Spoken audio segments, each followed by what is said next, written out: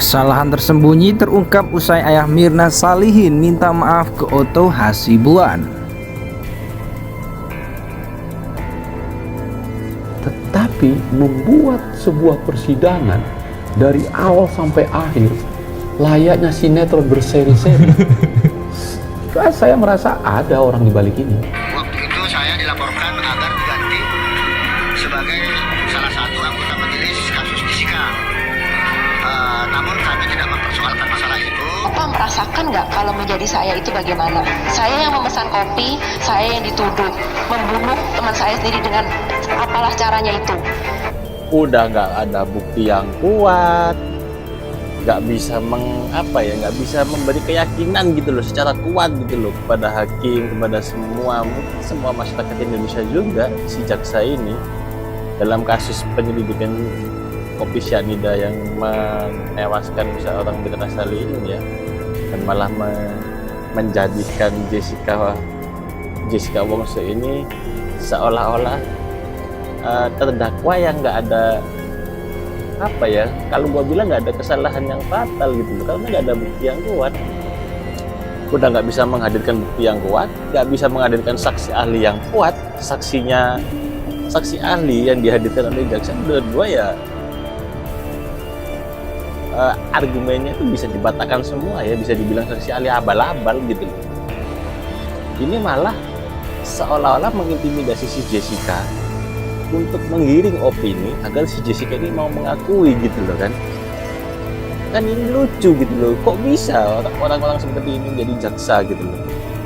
Ini bukannya malah menguatkan wajah hukum di negara kita, malah bikin kacau hukum di negara Indonesia gitu loh. Ini udah benar-benar nggak jelas, benar-benar udah benar-benar nggak bisa diterima gitu loh secara nalar gitu. Setahu gua nih, kalau terdakwa udah bilang nggak ingat, udah bilang lupa, yang nggak dilanjutkan pertanyaannya, move, ganti ke pertanyaan lain, nggak melulu muter ke situ-situ aja gitu loh. Ini kan kelihatan jelas dari jaksa sendiri melakukan pemaksaan dalam proses penyelidikan. Nah, yang ingin gua tanyakan, apakah unsur pemaksaan seperti ini yang dilakukan oleh seorang penegak hukum yang sedang melakukan penyelidikan, apakah diperbolehkan?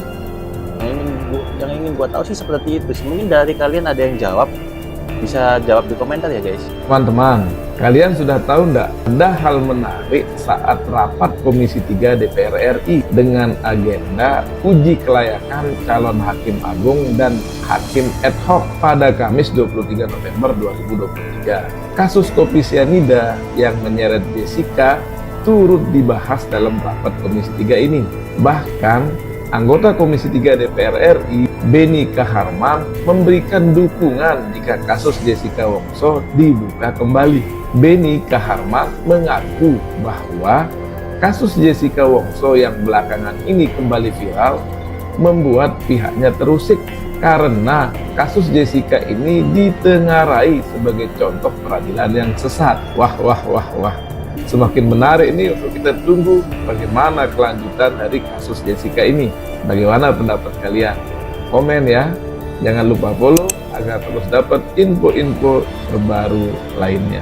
Teman-teman, Prof. Edi Hiarits, Wamenkumham yang sudah ditetapkan sebagai tersangka oleh KPK pada kasus dugaan gratifikasi, melaporkan ke Menkumham Yasona Lauli bahwa ada koreksi dari pimpinan KPK terkait perkaranya. Belum jelas koreksi apa yang dimaksud oleh Prof. Edi. Yasona Lauli menyatakan sudah dapat laporan dari Pak Wamen. Katanya sudah ada statement dari Pak Johanis Tanak, Wakil Ketua KPK, tentang koreksi perkaranya tersebut.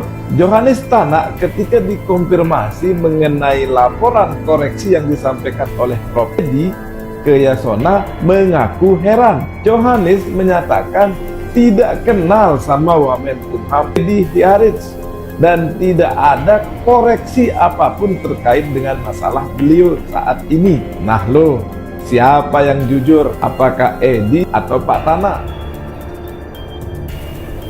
Edi Darmawan, ayah mendiang Mirna Salihin, kembali menjadi sorotan setelah mendadak mengutarakan permintaan maafnya pada Otto Hasibuan, kuasa hukum Jessica Wongso. Dalam permintaan maafnya, Edi mengatakan bahwa Otto adalah sosok yang baik meski selalu dilontarkan tudingan miring olehnya. Permintaan maaf Edi Salihin ternyata menarik perhatian pengacara kenamaan Indonesia Deo Lipa. Ia menyebutkan bahwa permintaan maaf itu terjadi usai ada kejadian lain di belakang layar. Jadi secara alam bawah sadarnya atau alam sadarnya itu mungkin ada kesalahan sehingga dia minta maaf. Kalau dari Pak Otto sendiri kan nggak tahu itu salahnya apa. Jelas Deo Lipa dalam video yang beredar di YouTube. Nah, tapi ketika dia minta maaf tentunya ada sesuatu yang terjadi di belakang layar, tambahnya. Menurut Deo Lipa, permintaan Edi Darmawan Salim terhadap Otto Hasibuan tidak masuk akal. Nggak masuk akal juga ada orang baik kemudian kita minta maaf sama orang baik tanpa kita bikin salah, tetap aja nggak masuk akal, katanya lagi.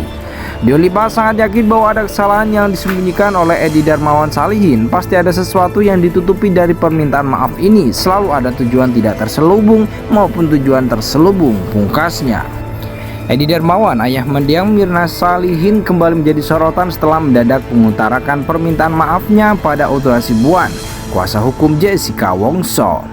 Dalam permintaan maafnya, Edi mengatakan bahwa Otto adalah sosok yang baik meski selalu dilontarkan tudingan miring olehnya.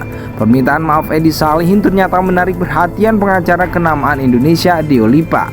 Ia menyebutkan bahwa permintaan maaf itu terjadi usai ada kejadian lain di belakang layar. Jadi secara alam bawah sadarnya atau alam sadarnya itu mungkin ada kesalahan sehingga dia minta maaf. Kalau dari Pak Otto sendiri kan nggak tahu itu salahnya apa. Jelas Deo Lipa dalam video yang beredar di YouTube. Nah, tapi ketika dia minta maaf tentunya ada sesuatu yang terjadi di belakang layar, tambahnya. Menurut Deo Lipa, permintaan Edi Darmawan Salim terhadap Otto Hasibuan tidak masuk akal. Nggak masuk akal juga ada orang baik kemudian kita minta maaf sama orang baik tanpa kita bikin salah, tetap aja nggak masuk akal, katanya lagi. Deo Lipa sangat yakin bahwa ada kesalahan yang disembunyikan oleh Edi Darmawan Salihin. Pasti ada sesuatu yang ditutupi dari permintaan maaf ini. Selalu ada tujuan tidak terselubung maupun tujuan terselubung, pungkasnya.